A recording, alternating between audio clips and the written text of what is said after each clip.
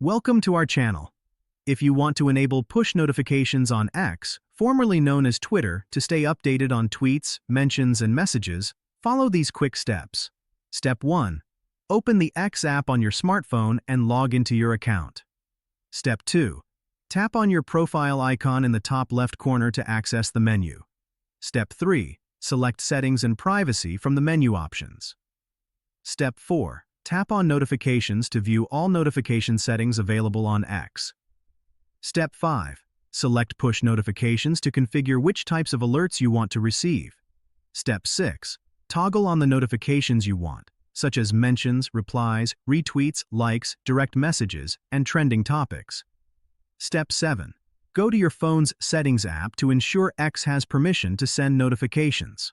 Step 8. Find X in the list of apps, tap on it, and enable Allow Notifications. Step 9. Return to the X app and verify that push notifications are now enabled by testing with a new mention or message.